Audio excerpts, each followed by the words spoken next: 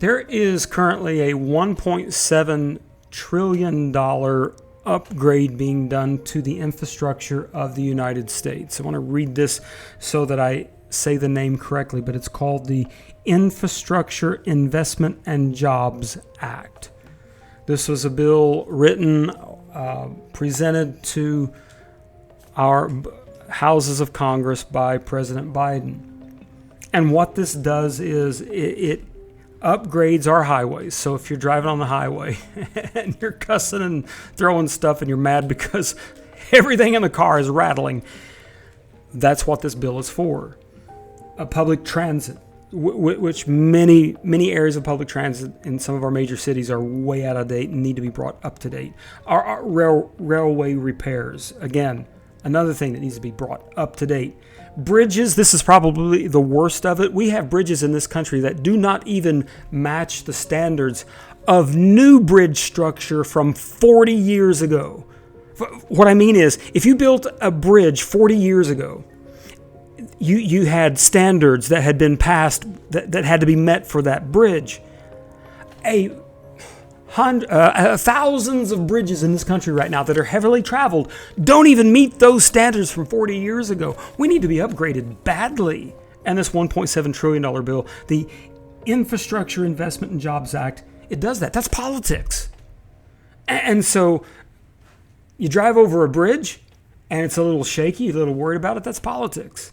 And airports, our airport system, not just the air traffic controller situation that we're having currently, but just the airport itself. So many of the things that help operate an airport are just way out of date. And so basically everything in your life that gets you from point A to point B is politics.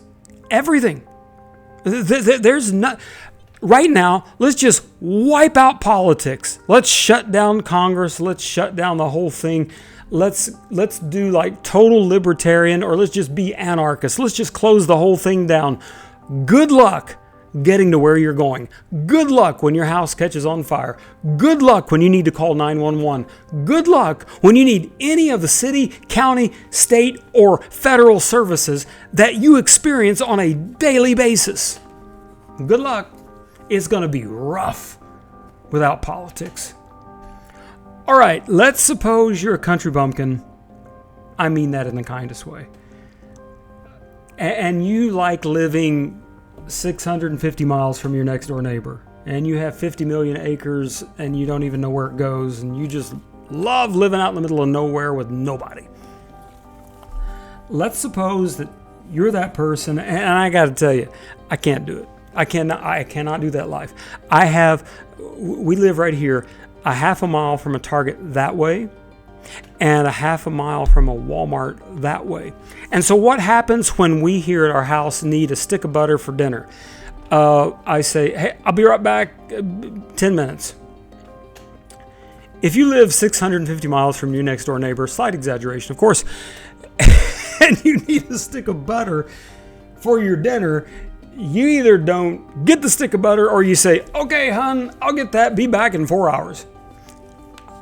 Okay, so for those of you that enjoy that lifestyle, if you're working on your farm and you're in the middle of using a piece of machinery that can be dangerous and something malfunctions and you slit your leg open and you're going to bleed out and you got to get to a hospital fast. Thankfully, there are rural hospitals in our country, in the country. And they're few and far between, but they're usually within a quick driving distance. And so you wrap up your leg, you do the tourniquet, you do everything you can, and you get to that hospital and your life is saved. Recently, with the... This is hard for me to say. With the big,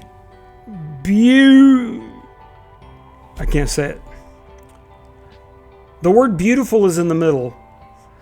It starts with big bill. Beautiful in the middle. It's just ridiculous. It's a big, ridiculous bill. It's a big, ugly bill.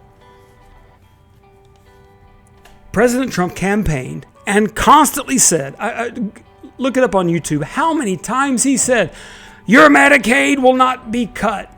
All right, let's go back to those country hospitals.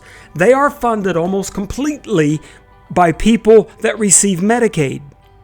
And since Medicaid is how they are paid, this big ridiculous bill is cutting Medicaid from many of our country residents. And as a result, those country hospitals are closing down. 16 have already closed. This is real. This is real life. It's actually happening.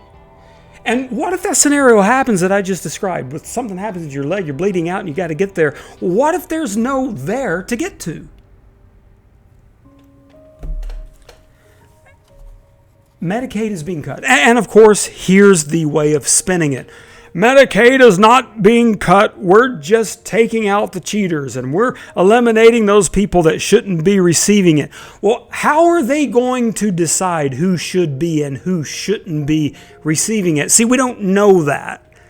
And already we've seen a number of people that are absolutely disabled and unable to work jobs that have had their Medicaid taken away. That's already happened to thousands of people. And this is going to be a disaster. We have to get to 2028 as fast as possible and put somebody else in office, Republican, Democrat, or whatever, to change this because it is going to devastate our country.